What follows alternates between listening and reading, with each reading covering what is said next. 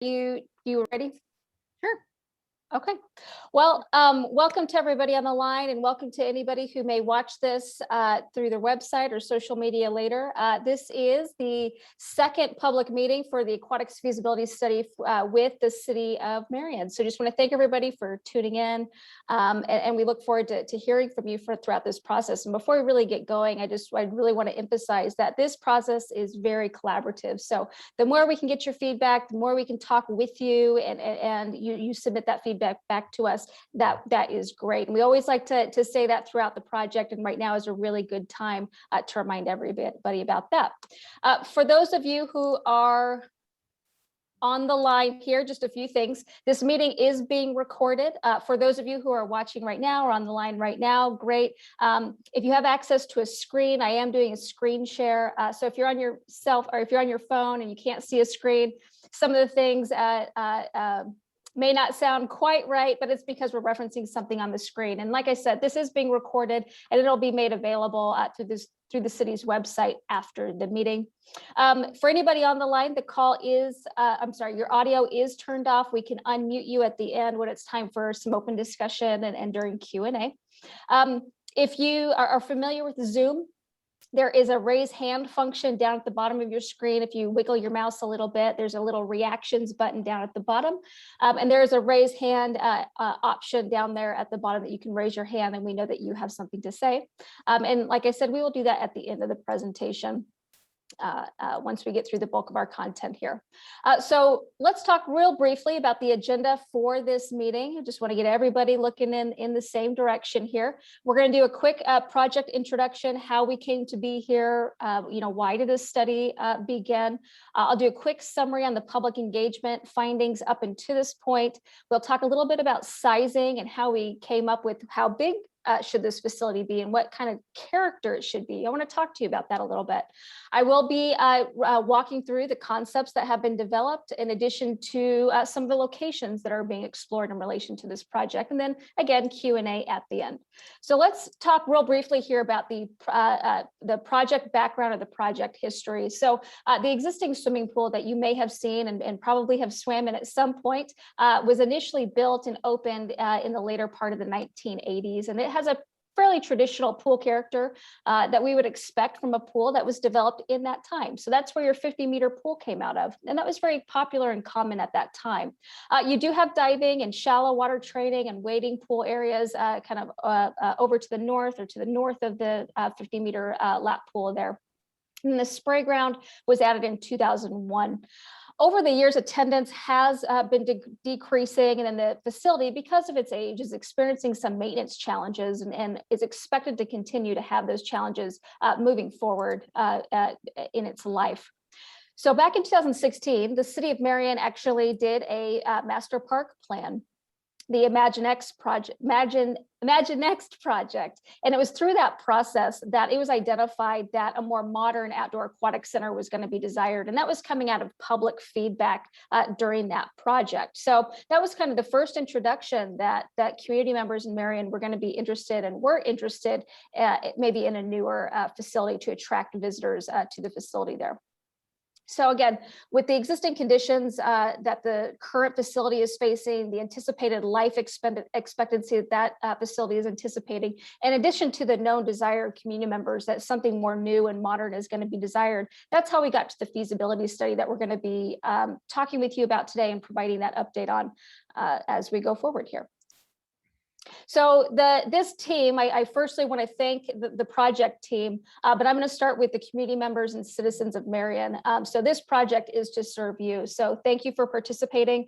This is in collaboration with you. But we are also working with city staff and the City of Marion along with Confluence. And we have several city staff members on the line here. They're working very hard for you in this project. So thank you, Seth and Carlene, and all the work you're doing along with the steering committee that is involved in this project as well.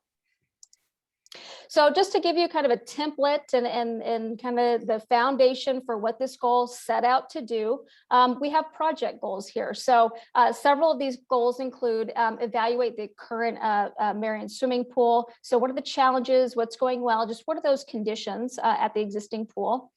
Recommending desired elements and amenities. So that's going to be things like features and pool spaces. What would be included in a new aquatic center?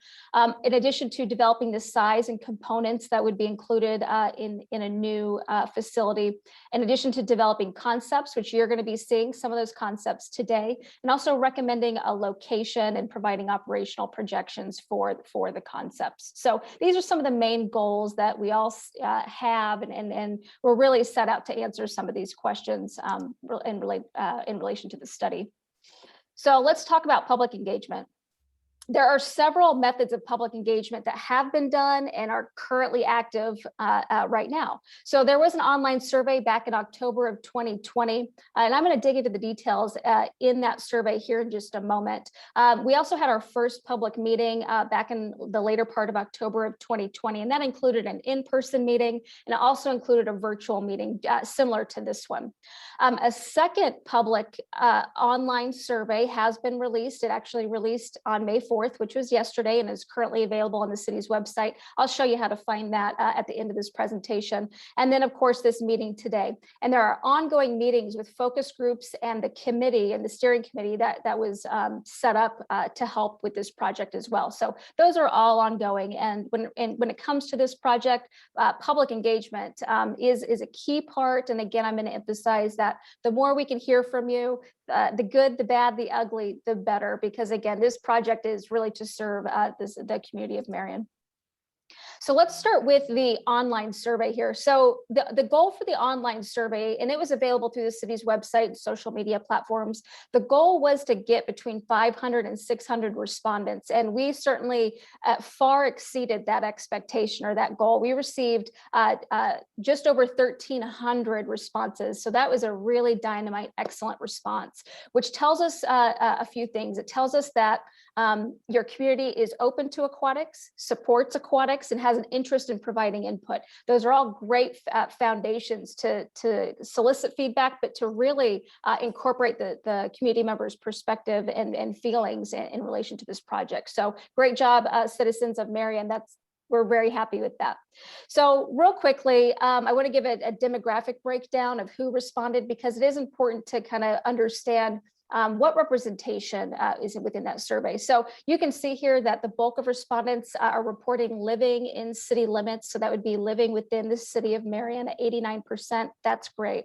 64% are respondents are between the ages of 25 and 44. That is, again, great representation. But we do have, for all these different demographic breakdowns, we did get responses from various age groups and households of various backgrounds. But this is just who responded most.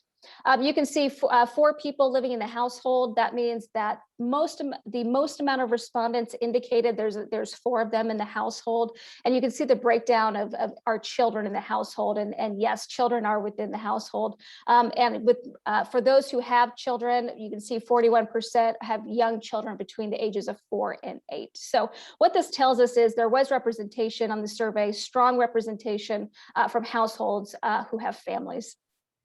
And for a recreational facility like what we are looking at and planning for, we really do want to see some strong representation coming from well, we want it from everybody, but those with families, with kids and adults in the household, those are heavy users of recreational facilities. So again, we're happy to see that group of people show interest. Additionally, we wanted to understand where people are coming from, right? So geographically, where are respondents located? And you can see that the most respondents at 21.5% are coming out of Section 4. That is going to be in and around the existing swimming pool there.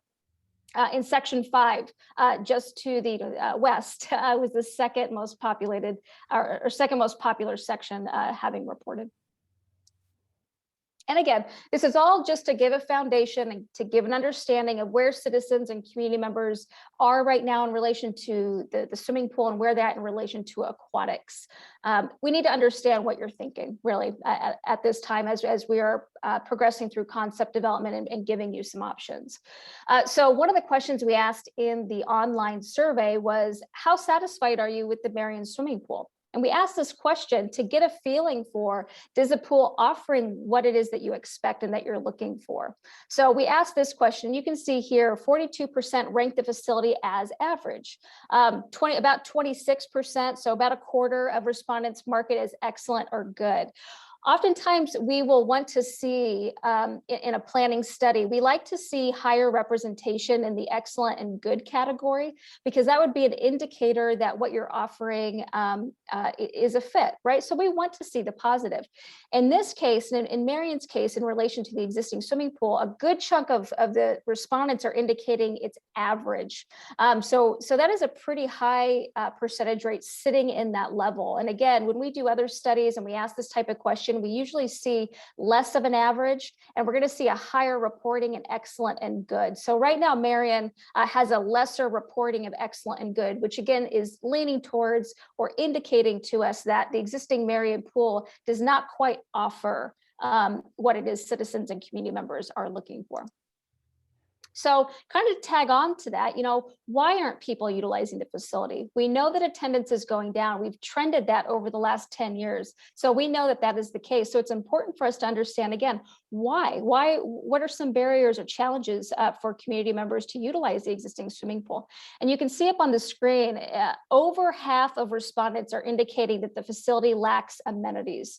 And again, that is a really high ranking for any option or any challenge for community members to access the facility.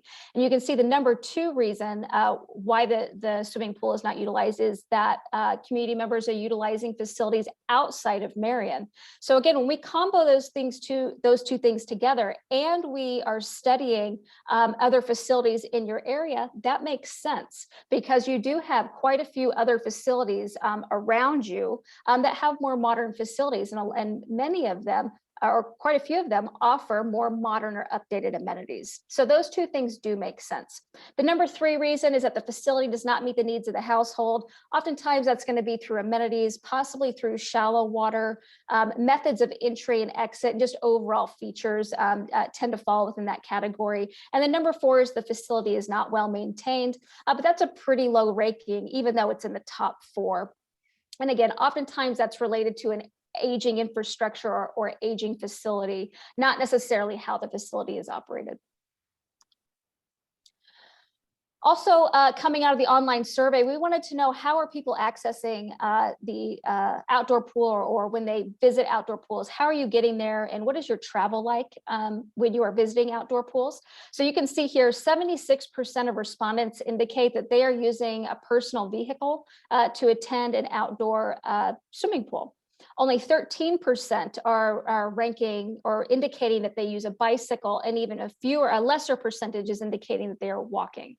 So when we're thinking about the type of facility, but also where this facility is going to be located, we take these things into consideration because again, it opens the opportunity for where a facility like this may go if we know that most people, and this is far more than half, 3/4 of folks are utilizing a vehicle to get there.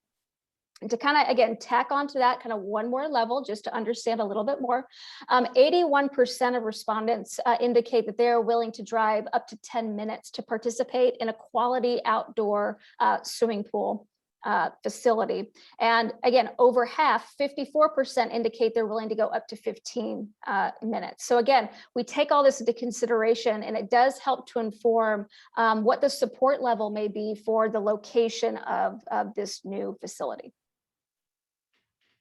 So again, we're talking about the online survey. So we understand kind of how people are feeling about the existing swimming pool. We understand how they're going to be accessing the pool. What we wanted to know is, what are those areas that are really important for you? So as the city studies this project and studies this possible development in the future, we wanted to know what is important to the community. And the number one ranking item coming out of this survey is fun features and amenities. So again, when we think back on the previous slide, several slides ago, that features and amenities are ranking high or that they're lacking, yet here on the importance factor, it's the number one item. We know that we need to be paying attention to that and that we need to be incorporating those into the future plan. The number two most important area is going to be the fees and the cost to utilize the facility. And we saw this over and over again, not just in particular questions in the online survey, but when people are writing in comments, when we spoke to people at the last public engagement through that process, we understand and hear community members that the fees and the cost to utilize this facility is going to be really important. So as we are developing the business plan for this, and as we are kind of finessing and massaging out the concept, this is always in our mind about what is it going to cost to utilize this facility. The third most important area of importance is going to be the classes and programs offered. So this is going to be things like swim lessons, possibly swim team. It could be special events. Maybe you have a dog, right? Dogs need recreation too, and maybe that dog needs to have a doggy swim at the end of the season.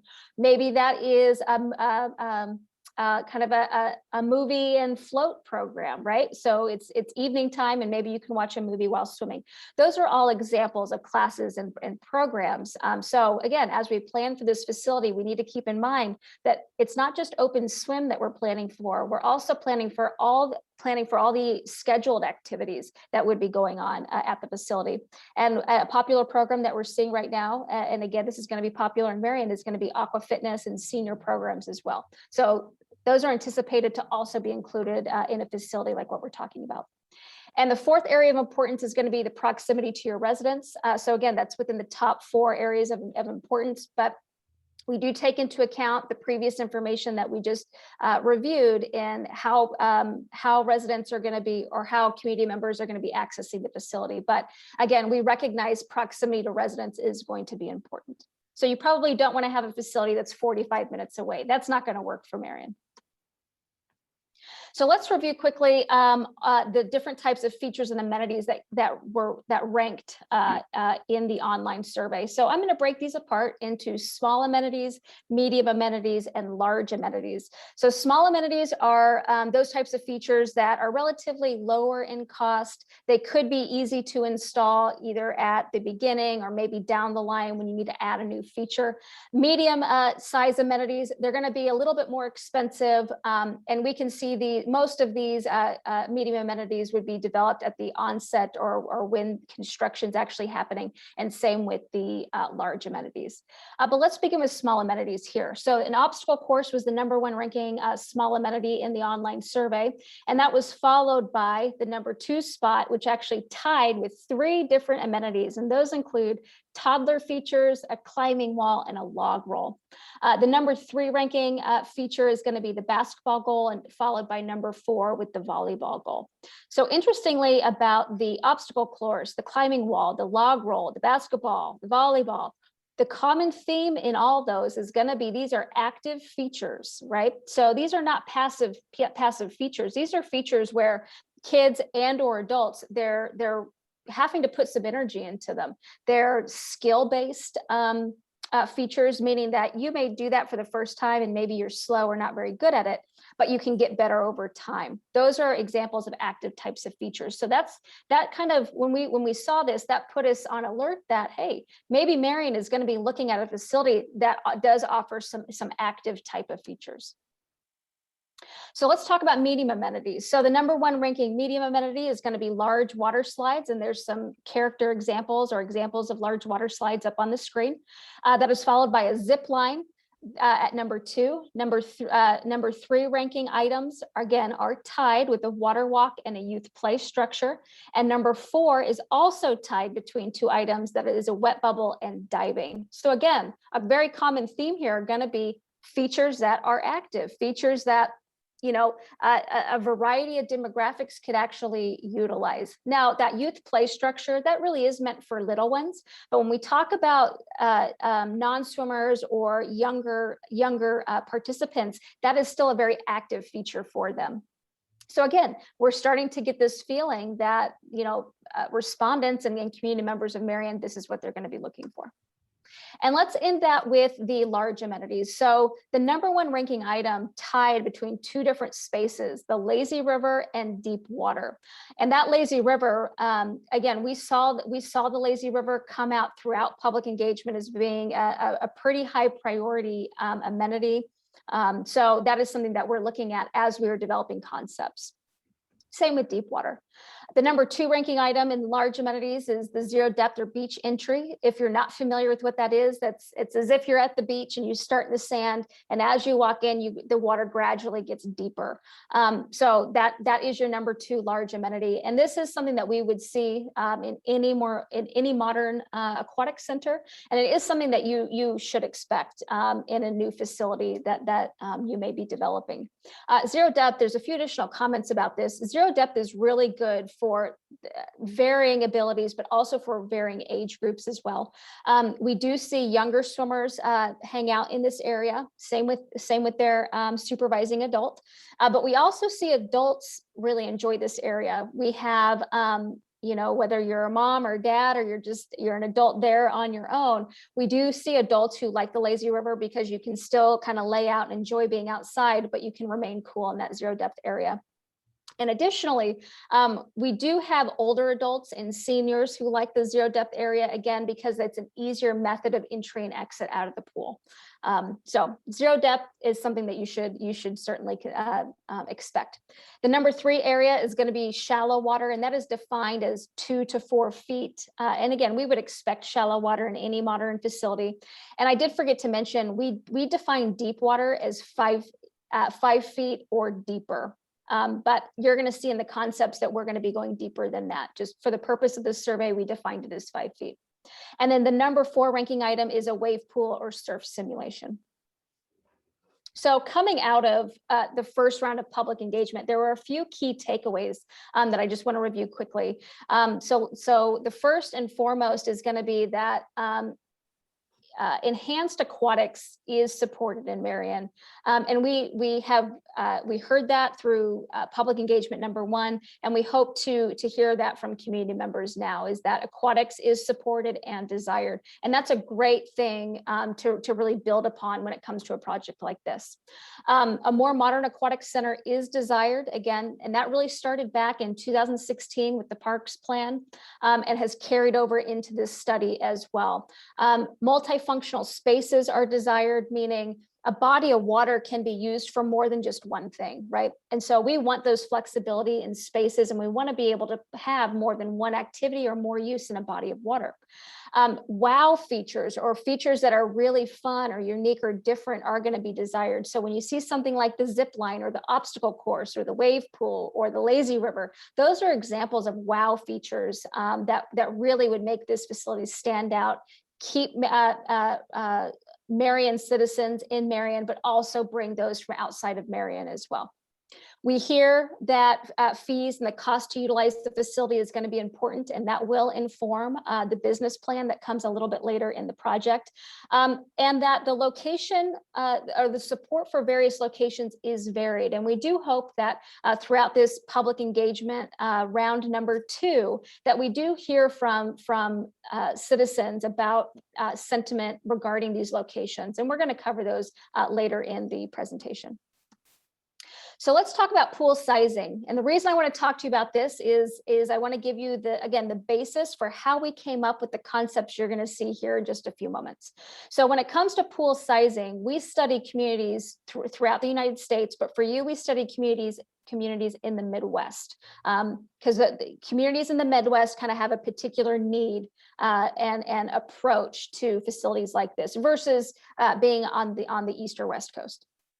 So when it comes to Midwest communities, what we look at is how much water is being offered per capita, or in other words, how much water is being offered per person in that city's population. And what we find is that the amount of water surface per person varies between 0.25 and 0.75 square feet of water per person. The larger the community, the lower that number is. The smaller the community, the larger that number is. Right. So Marion, you sit kind of right there in the middle. So again, that's kind of step one for us to understand what size of facility might you be looking for. To give you some perspective, right now, the existing Marion swimming pool offers just over 13,000 square feet of water surface. When we compare that to your population, that puts you at 0.33 square feet per person in your population. So again, when we think about the 0.25 to 0.75, that's kind of the first guide that we look at, you're within that guide. Let's take that one step further. Now what we want to do is, what we did is we looked at communities within a specific population range, population ranges that are very close to Marion and that are close to Marion for the foreseeable future. And what we found when we looked at those communities is that the water surface area per person, the average is 0.48 square feet per person. So that is going to be our guide. All right. So what we're looking at is a facility for Marion at about 26,000 square feet. So that's our guide. So when it comes to a new modern facility, our target is to have a facility somewhere in the range of 26,000 square feet. So you probably have heard of Ankeny, Iowa. This is Cascade Falls in Ankeny, Iowa. This is just a character example. So before I show you your concepts, this kind of demonstrates visually the type of facility that you may be looking at for Marion. And again, it's a little bit smaller than what we would expect for Marion, but it starts to paint that picture.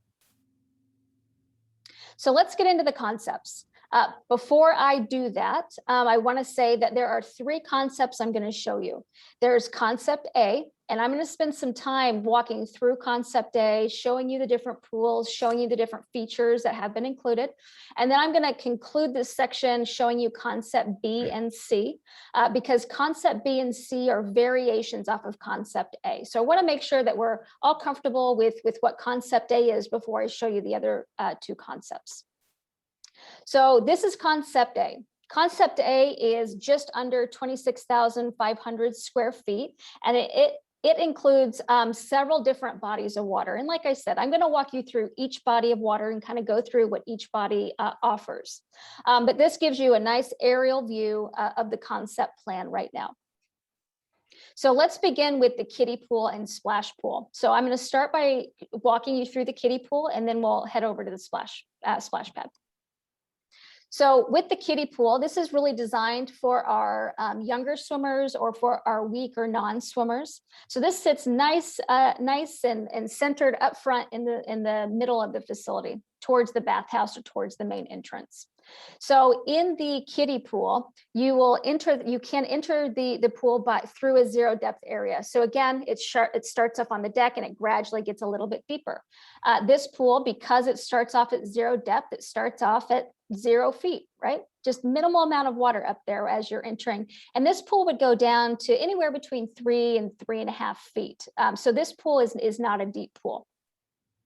This pool will also offer a toddler slide. So again, this is going to be for our younger swimmers in this pool here. They have a slide really just meant for them. There's also in-water shade and an in-water bench. So again, for families or little ones or anybody who needs to have that little bit extra protection, you have that space available to you in this pool.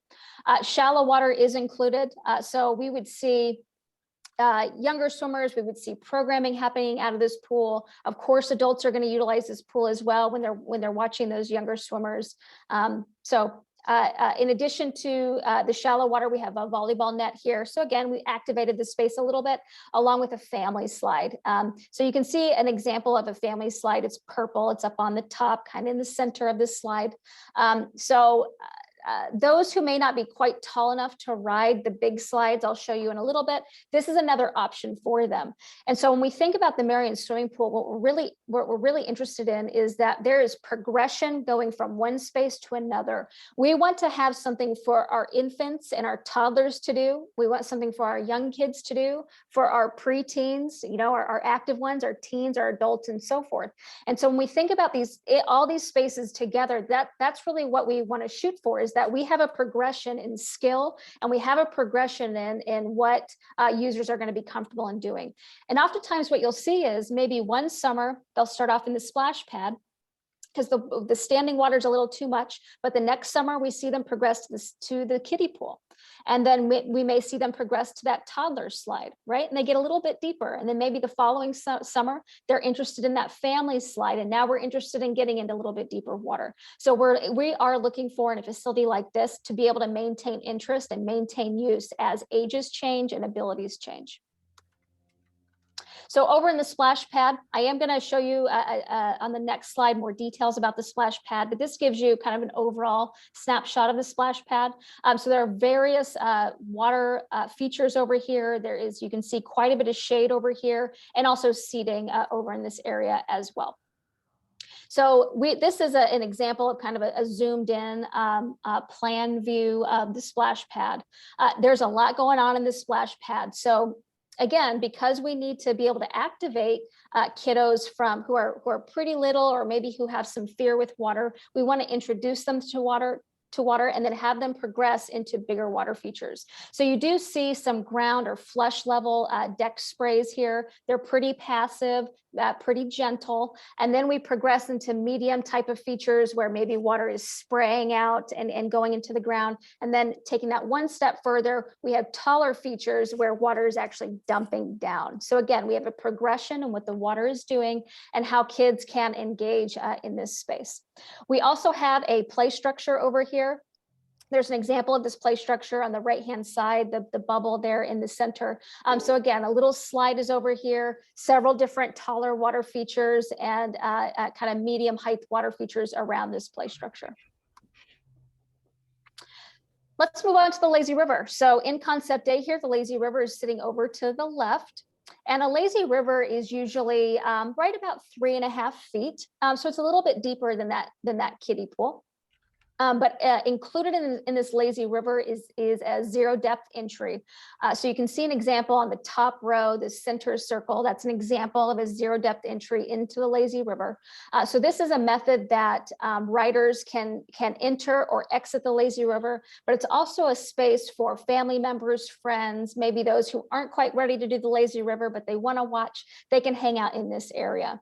And the lazy river is about 9 feet across. So that is wide enough to be able to put tubes on. So the intent right now is that inflatable tubes could be utilized on the lazy river.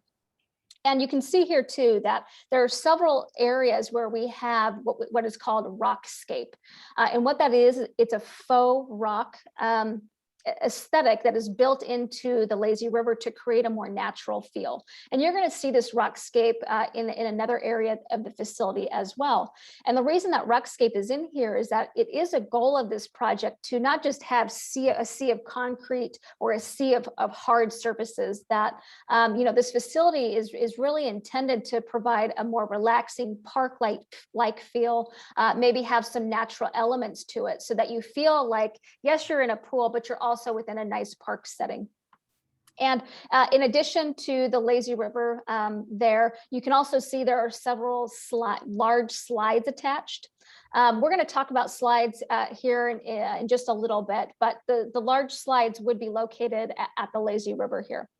And because there are tubes available for the lazy river, we have to accommodate tube storage as well. So we would expect that tube storage would be somewhere in or around this area. So moving over to the wave pool. So the wave pool sits kind of at the center back of the park in this concept.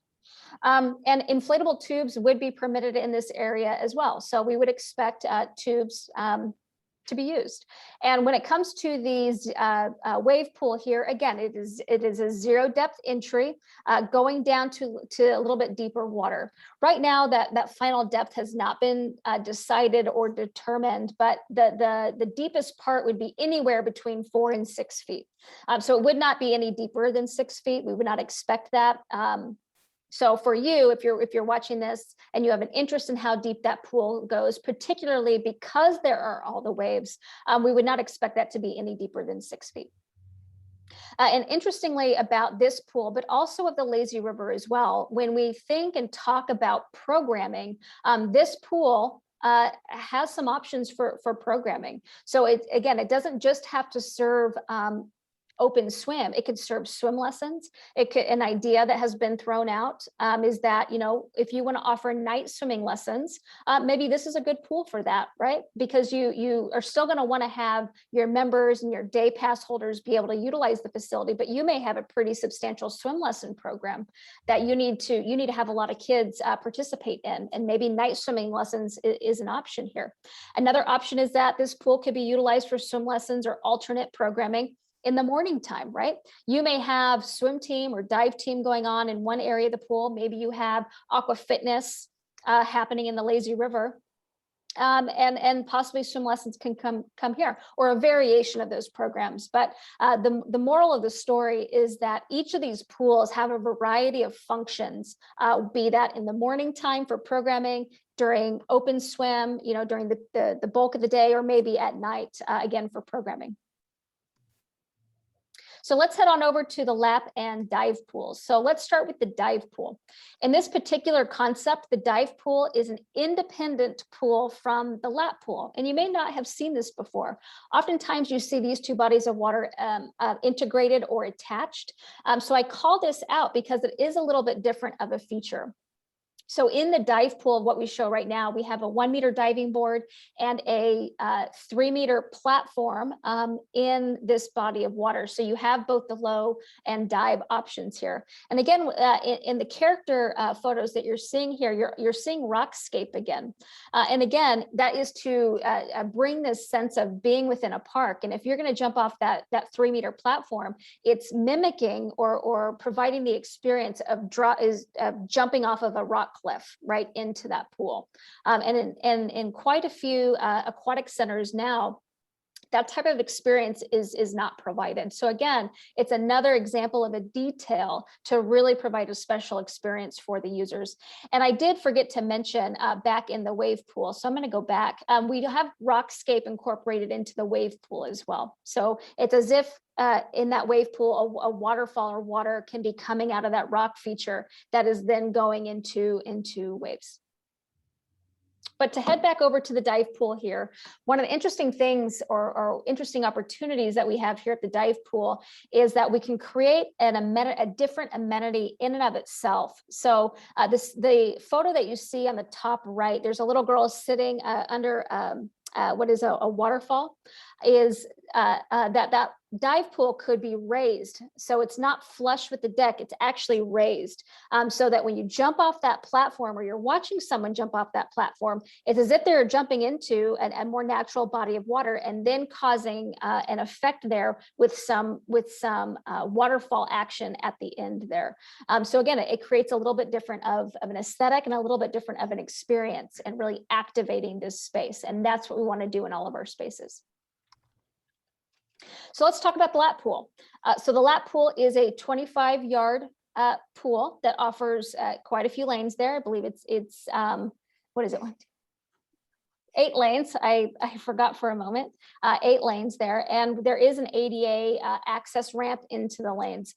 And the reason that ADA access is there is because we understand that a variety of users are going to be utilizing this pool. So it won't just be swim team or swimmers who utilize this pool. We may see adults. We may have seniors who utilize this pool, be it for water walking or aqua fitness, or maybe swimming laps, or individuals with alternate needs. So again, we want to make sure accessibility into all the pools is good, because again, we want to maximize use. So there is an ADA ramp attached to these lap lanes.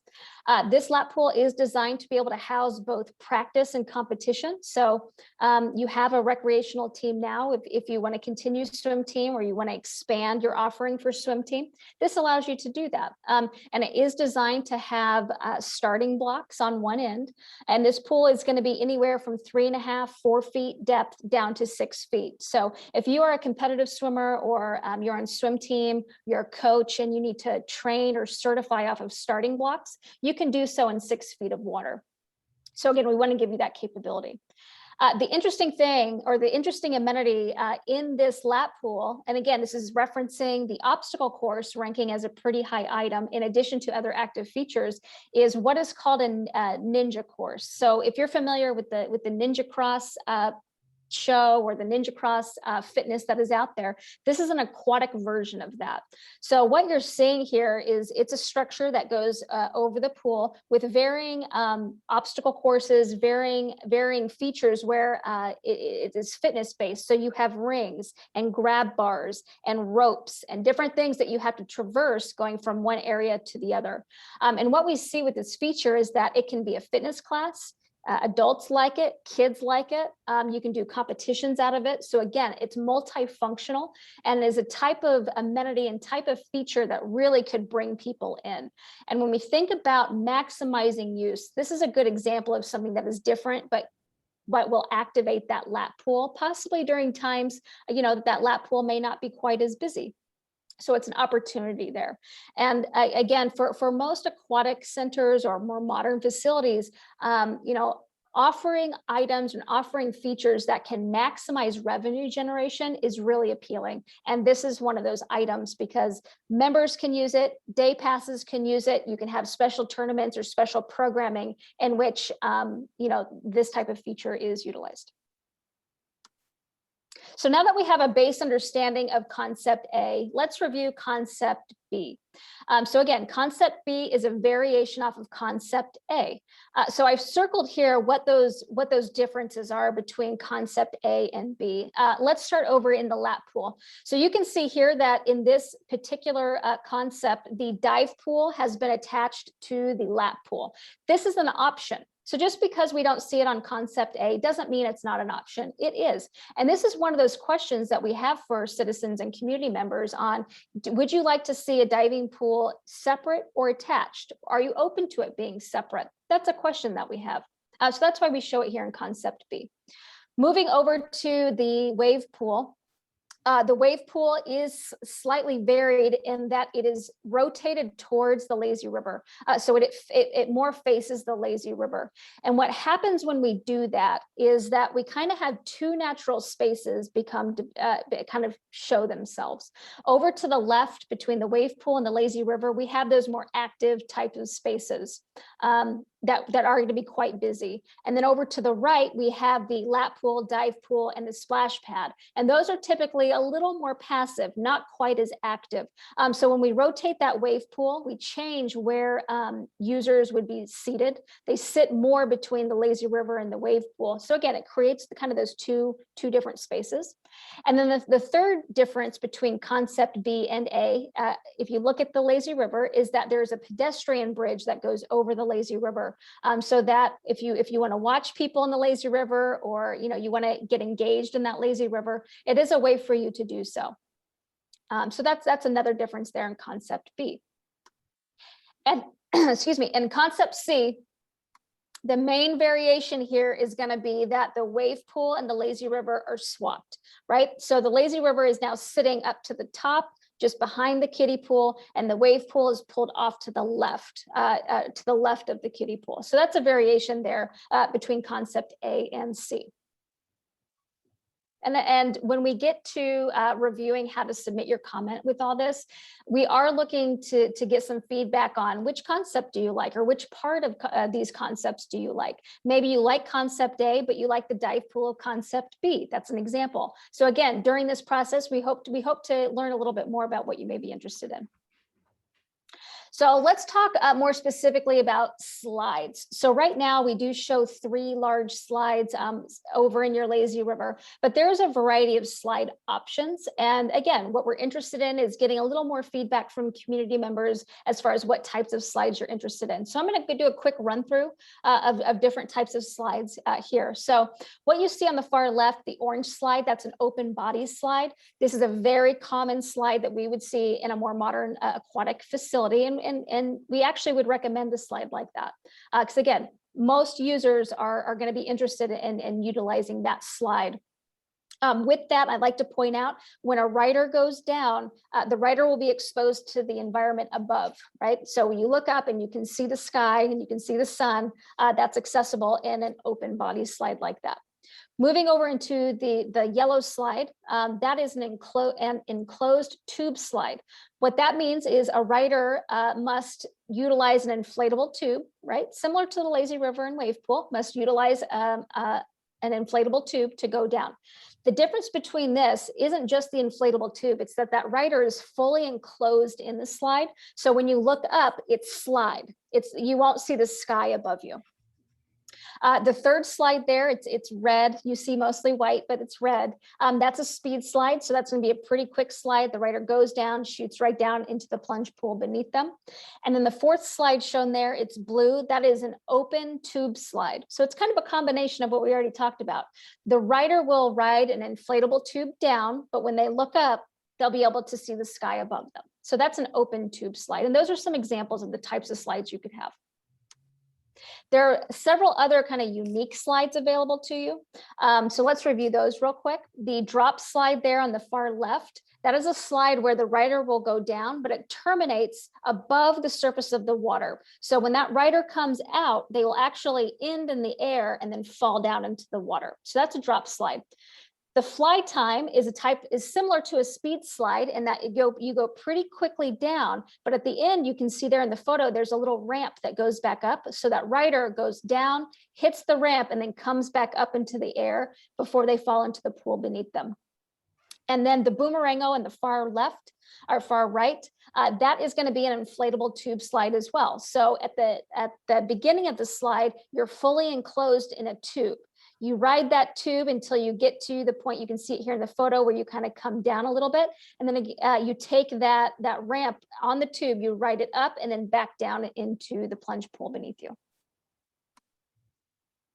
I'm not going to spend too much time on landscaping, but what I want to communicate is that landscaping is a part of this project. Again, what we're not looking for is a sea of concrete. We want to soften up these spaces. We want to make them comfortable and relaxing. And oftentimes that is done through landscaping. So landscaping is a part of this project.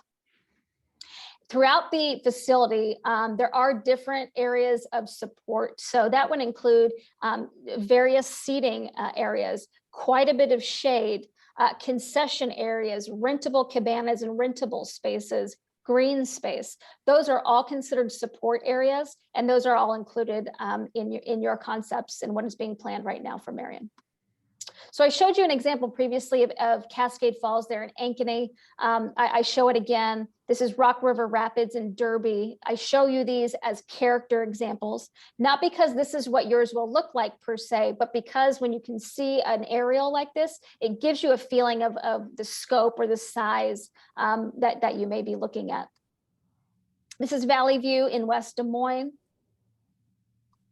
and Long Branch in Dodge City, Kansas. And again, the common theme between all of these is going to be multiple pools, a variety of features, right, from our little ones to our more advanced ones, and having spaces for different types of programs and the ability to be flexible in that. So just to provide a side-by-side comparison of sizing here, the sizes of each of these concepts do vary just a little bit. Concept A, I previously mentioned, is just under 26,500 square feet. Concept B is the largest of all the concepts, and that's really coming down to that lazy river. When we put the pedestrian bridge over the lazy river, we had to expand the footprint of that to be able to do that. So it is the largest of all the concepts. And then concept C is the smallest of all the concepts at just over 26,000 square feet. Again, the lazy river is where these differences are happening, just those slight variations in what the lazy river is doing in each of those. So It would be important for community members to understand what are the implications behind attendance for each of these facilities. This may inform location, but when it comes to operations and the type of facility this is, it would be important and of interest to know. So the current pool averages out just over 26,000 visits in a summer season. So that's where the current facility is at now. For each of these three concepts, the projected attendance is anywhere between 66,000 annual attendance up to 127,000. That 66 is a fairly low conservative number. We would actually anticipate the projected attendance to be more than that. But again, we want to provide a conservative low just so we can utilize that for business planning and other planning. But right now that range is 66,000 to 127,000 annually. The goal of this facility, when we entered into this project and we really started going, the goal is really to have a facility that meets the needs of Marion now, but also into the future, and that can be utilized as a destination that can draw people to Marion and can be attractive for years to come. So the example facilities that I showed you just a few moments ago, I wanted to do a comparison, and we all wanted to know what are some of those common features that we would expect in a facility like this, and how does Marion stand out, or how does Marion stand apart? I can say when we reviewed area facilities that are in and around Marion, none of those facilities really have the amenities that we're looking for. So that's something in and of itself. Again, we want this facility to stand out. But when we compare this facility to like facilities, like I showed you, we know that the zero depth area, right? That is going to be a given. That's a standard. That's something that needs to be included. The large water slides, those are also standard and should be included. The lazy river, that is becoming a standard for more modern aquatic facilities. So that's why you're seeing it included. The diving boards, that 1 meter is typically standard. So is a 3 meter. How that 3 meter is delivered varies a little bit, but the 3 meter is pretty standard as well. Same with landscaping and enhanced shade. We would expect those things in more modern facilities. The two areas that really stand out for Marion right now, when we compare Marion to the facilities I just showed you, those character examples, are going to be that splash pad and the wave pool. And that splash pad is unique because it is designed to operate independently from the pool. So if you want to operate, or the city would like to operate that splash pad early in May, the weather's good, but the pool's not open yet, that splash pad could be open and available to community members. Same thing in the fall when it's time to go back to school and the pool shuts down, but the weather still may be nice. That splash pad can still operate on its own, and that is primarily done through a gate system. So that area there around the splash pad can be gated off and opened to the parking lot or to the park, so you can come and go. And that same philosophy applies to a given day. So let's say it's Tuesday and you have swim lessons going on and the pool is not open yet. If you'd like to have that splash pad open, let's say from 9 to 11:30 or 9 to noon before the pool opens, you can do that. So it's very flexible, and that is a unique feature in this concept for Marion. The second unique feature is that wave pool. You really do not see wave pools around you very often, if at all. So that is a unique, different feature for Marion, and that's why you're seeing it in your concept. But more than that, community members have indicated that type of feature is desired or is of interest. So the one thing that I really want to put out there for callers, for citizens, for community members who see this presentation is we really like for you to think about what do you expect and what do you want out of a project and facility like this? What makes it special? Because again, Marion has a tremendous sense of community pride. You have great services, you have great amenities, you have a great offering there in Marion. So what is it about this facility that kind of falls in line with that? What do you like to see? We know that art would potentially be incorporated in this project as well. But when you step back and you think about a really phenomenal, exciting project that you as citizens are excited about, that you're excited, other communities may look at you as a guide or as, a facility to really be admired. What would you like to see in that? So that's not something to answer right now. It's just something for everyone to think about, because that is a goal of this project, is making this facility special. So let's quickly talk about locations. So I want to kind of review this, what you're seeing on the screen right now. The existing Marion swimming pool sits right there in the center. There's a little blue dot. That's where the existing facility is right now. The areas that we're exploring in relation to this project and in relation to the concepts that you are seeing are in areas 1, 2, and 3. So let's start with area 1. This is going to be in or around the vicinity of Highway 100 and Highway 13, down in that corner near that intersection. Area 2 is going to be at Radio Road and 35th Street. So that is going to be east of Highway 13 on 35th Street. And then area 3 is going to be in or around Tower Terrace Road and Winslow. Again, somewhere within that vicinity or pocket right there. And so another big question that we have for community members right now is, what area do you have an interest in? What area do you support? What area do you not support? That is something that we're interested in hearing more from community members. So when you go and you take the second survey, or you go and you're providing additional feedback, whether that's now or you're watching this video down the line and you're completing the survey later, we really need and want to hear from you in relation to these locations. So related to that, I want to share the city's project webpage. It's up on the screen right now, but the website is www.cityofmarion.org/aquatic study. You can find information about the study on that webpage, but you can also find the link to the second survey and the link to the project board where you can submit more feedback. And we do encourage and ask that you do that if you can find the time, because we are interested in getting that feedback from you. So please, we encourage you to go check that out. So with that, that'll conclude the main presentation. So I think we have a few callers on. Now would be a great time if you have questions or want to talk with us about anything. Now would be a great time to do that. If you do have an interest, I am going to stop screen sharing because I'm going to show you the website. But if you do have an interest in talking with us now, you can either write something in the chat, or you can raise your hand by clicking on the reactions button down at the bottom of your screen, and we can unmute you. But now's a great time to ask any questions if you do have them.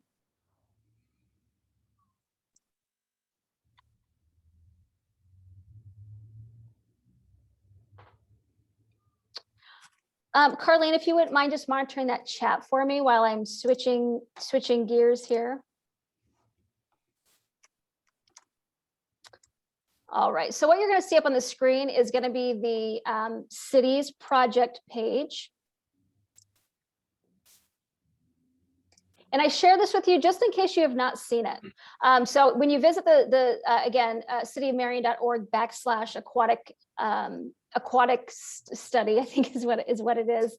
This is where it's going to take you. So if you did not have the opportunity to sit in on the last call or watch the video from the first public meeting, that is going to be available to you on that webpage. So if you'd like to check that out, please do so. There's a little bit of background about the study, scope of the study, timeline. This is where we put updates on the study. That's the message, is that if you want to follow what's going on with the study, this is a great place for you to go. But if you have an interest, and we do ask that you take a little bit of time and participate in this process.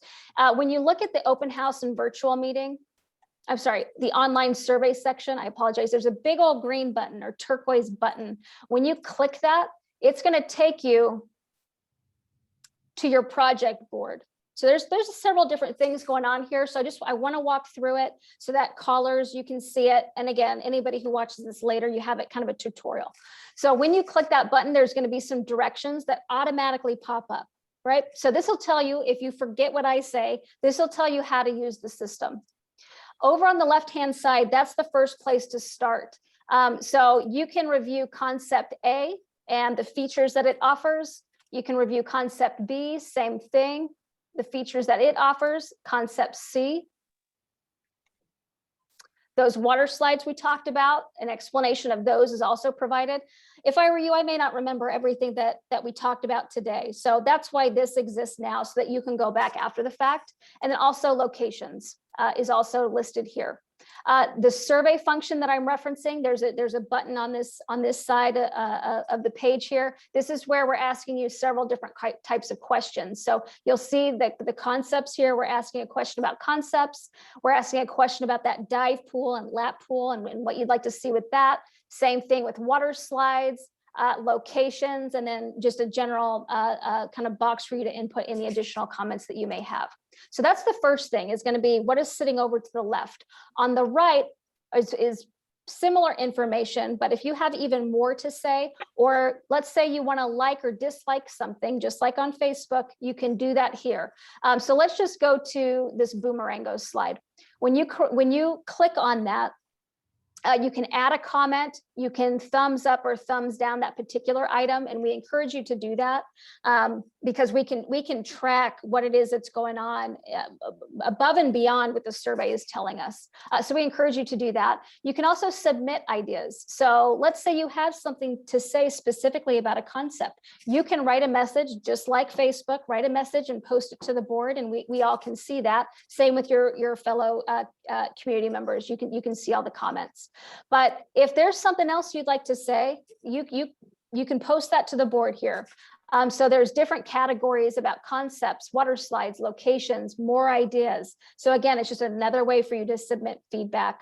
So we encourage you to submit feedback however fits your needs and whatever you're most comfortable with. But again, I'm going to point you to that survey and ask if you can find the time. We would really appreciate you participating in that survey. And Lauren, we do have a question. Has the city started budgeting, allocating funds to the building a new aquatic center? So I'll go ahead and answer that. So thanks for the question. Just to talk a little bit about funding sources for a project like this. We're about 6 or 7 years from actual construction. So this is really kind of the ground floor of where we need to get started, understand what the community needs for an aquatic center, develop the concept, and obviously figure out the cost for construction and have that business plan figured out. From there, we have placed a placeholder in CIP in the out years, about 5-6 years from now. But there's going to be multiple funding sources that will come into play.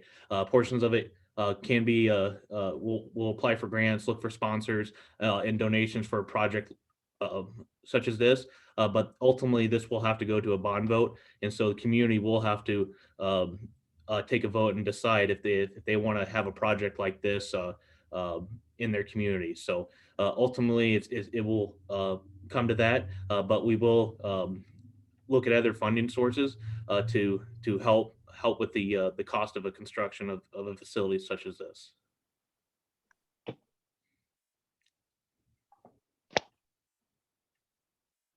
Are there any additional questions out there? You can raise your hand, post it in the chat.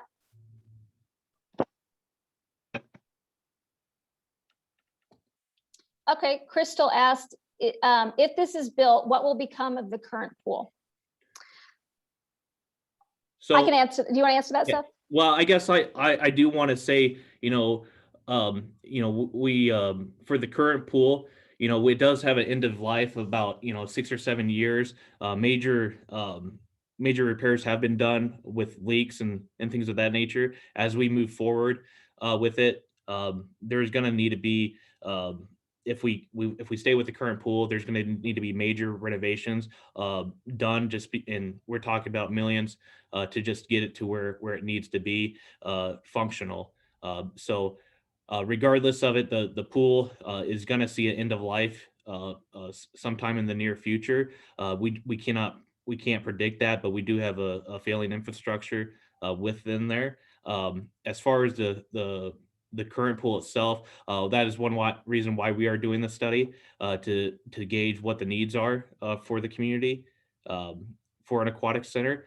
We've met with the neighborhood to discuss about the current pool, and if we do build a new one, we will likely have an end of life for that current pool and look at other development.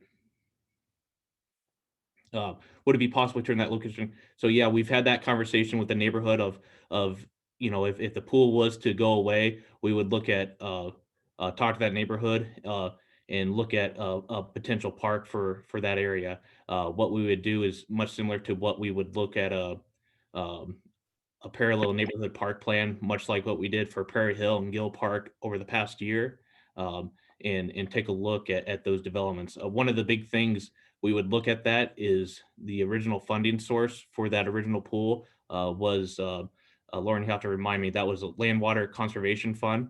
Correct. And so that, we could apply for other things, but it's really more, I would say, acceptable to keep it a recreation, keep recreation amenities within that space. Jack, I see your question. Do you expect operating costs of a new pool to be subsidized? If so, how much? That's a great question. Jack, we are currently in development of those operating costs. So revenues, expenditures, cost recovery, all that fun stuff. So as a part of this process, although we're not there yet, is developing a detailed business plan. And again, you should expect that, right? So with a facility like this, the community should have a desire to know how's this going to operate financially.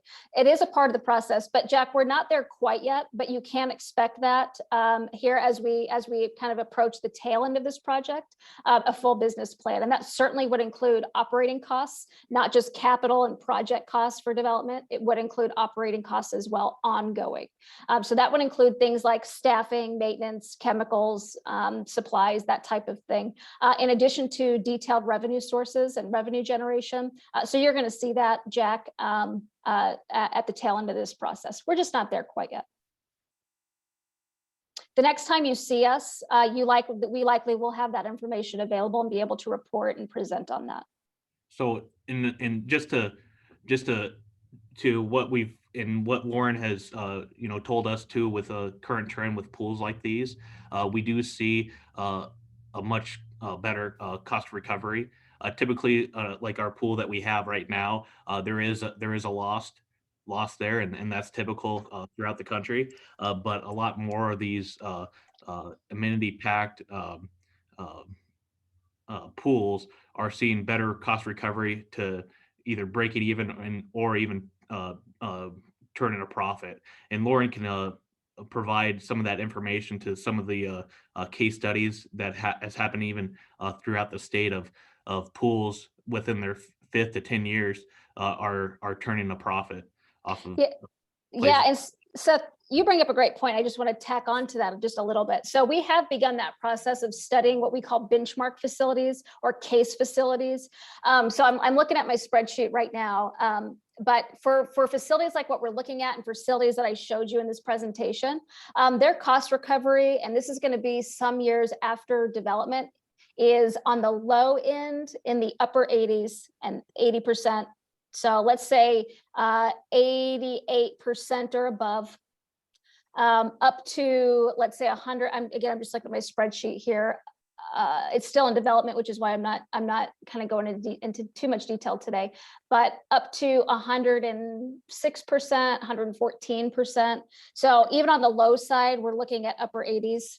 But again, with your business plan and what it is that we expect for attendance and all the programming that's going to go in here, our goal is to be cost neutral as much as possible, even projecting out. Now, there is a time where some sort of subsidy, we typically do start to see a subsidy down the line, but that's not for a significant amount of time. But again, when we wrap up this, what we call the business plan, and these operating costs are really fleshed out and we're done with it, we will ultimately present on that. So you'll see that, and it'll be a fairly transparent for you. And I just want to tack on, because a common question we get is, does that mean our fees and prices are going to go up? I will say, we're going to keep things affordable, and that's we as City of Marion, we want to be accessible and inclusive to anybody of different incomes or different backgrounds, and so we want to keep things affordable, and we've seen that in other communities where they're able to keep those affordable rates and still have good cost recovery, and there could be expected subsidies for folks that do have low income, to be able to make sure that we do have access for these types of amenities. And overall, we want to make sure that things are affordable, especially to residents of Marion. Okay, I think Jalissa, I think you're up. I'm going to go ahead and unmute you. Hi there. Thank you so Hi. much for presenting this.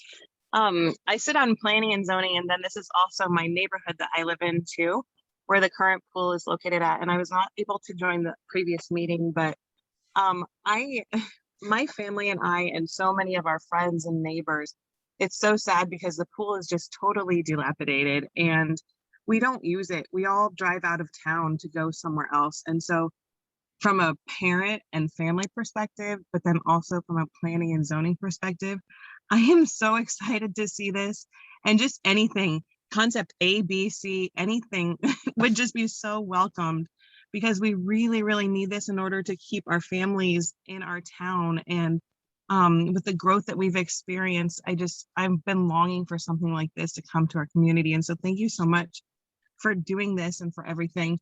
I do have a couple questions. One of them was the timeline, and I thought that I heard about 6 to 7 years. And is there any possibility of that timeline speeding up? Like, this is just, I mean, so needed for our families. And is there any possibility of that being sooner? And then my other one was just costs. I was almost positive that this would have like a positive ROI or something like that, because I mean, we would be offering something that other people don't. So that was more of a thought. But, and then I did have a question from my kids who were also here listening to this meeting too. Can there be an option of a flow rider machine or two, like what are on the cruises? That would be another cool thing that we would have that nobody else around here has. So I just want to toss that out there. If a flow rider can be added into a concept, that would be great, because that would be a huge selling point for Iowans. Are your kids still you. there? I want to make sure we answer them first. Are they still standing there? No, I just dropped them off at church tonight, Okay. but yeah. Okay. Well, let's start off with the flow rider. That's the fun stuff, right? So the flow rider, that would be an option. There is a capital investment with that. But what we wouldn't recommend is to have both something like a wave pool and a flow rider. There's a little bit duplication of service. So let's say we do initial development right now, and let's say it includes the wave pool.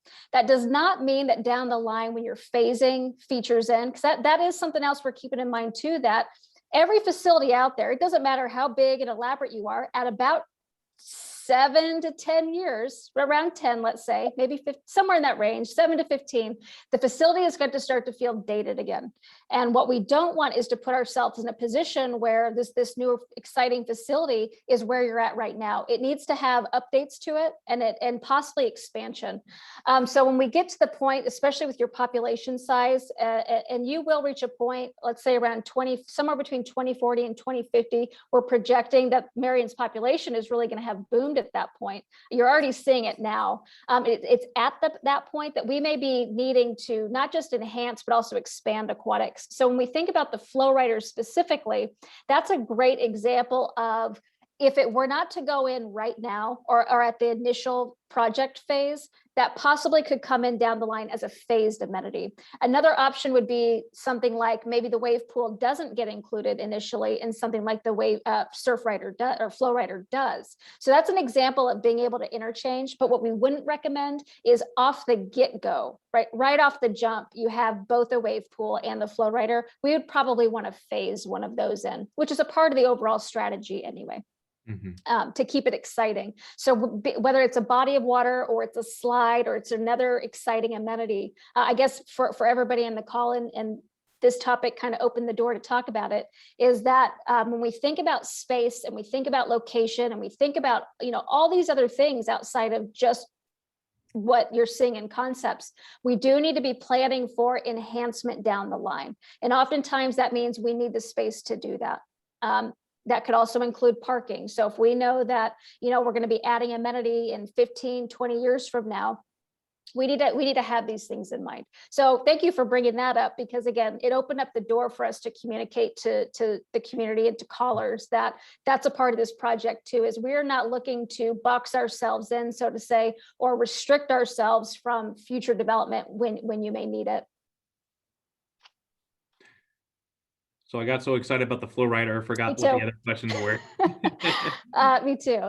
It was about the timeline. I mean, that sounds like worst case scenario. I I just want this so badly for all of our families and citizens of Marion to have someplace so much sooner, just because our pool is not great, and just to keep people local and keep them here instead of driving to different cities. I just want the money to stay within our city, and people to be coming here. And so I was just curious about timeline, if that's the soonest that it would possibly happen, or if that was flexible. I mean, we could move things sooner. For obvious reasons, we want to make sure that we have all our ducks in a row, both planning and also financially. But yeah, if city council or park, well, city council and park board, if they have so much desire to move it forward, but also take in consideration too of all the other great projects and amenities that are going forward with the city over the next 5 years. So there's a lot of things to consider, but absolutely it could be brought up sooner or move up sooner. But we placed it in that 6 or 7 years, considering what our expected life expectancy is left over at the pool. And then also keeping in mind of the fiscal responsibility too, with all the other projects going on in the city. Sure. Thank you very much, you guys. I appreciate it.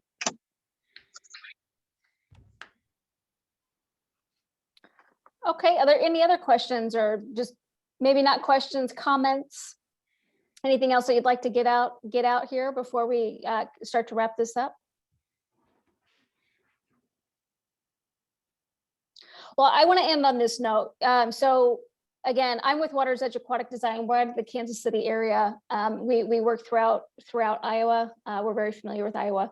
But again, we work with many different communities. And I want to say that the Marion community is really unique. And I'm going to tack onto something that Jalissa had mentioned or alluded to, is that Marion is a special community.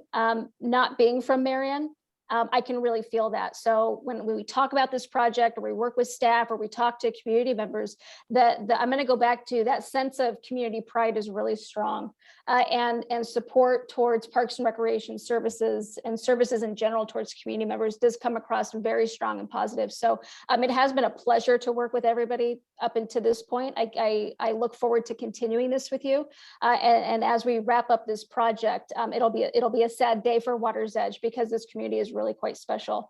So again, we want to continue to hear from you, because we want to give you the project that you deserve, but also the project that you expect, and one that you will support.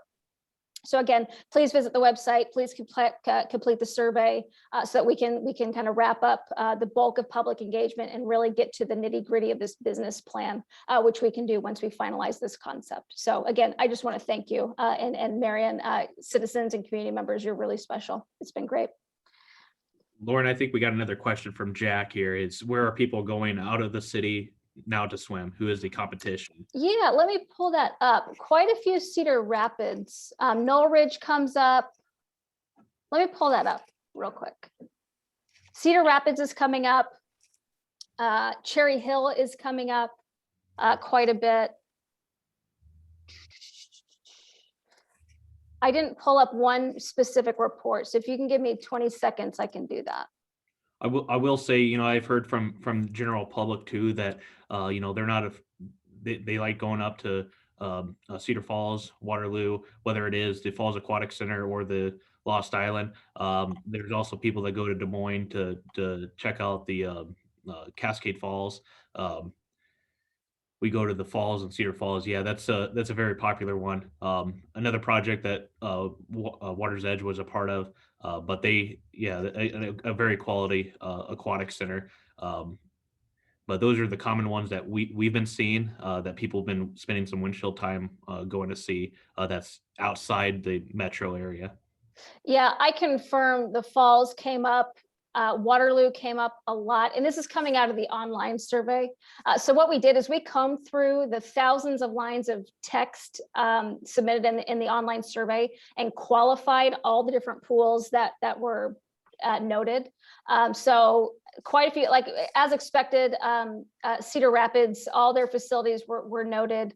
Several private health clubs were noted. Iowa City was even noted. Lynn Mar and the Marion YMCA, you'd expect those. Like I said, Knoll Ridge had a lot of comments about it. North Liberty Community Center was noted. The Falls, the MAC, Waterloo were some of the most popular ones.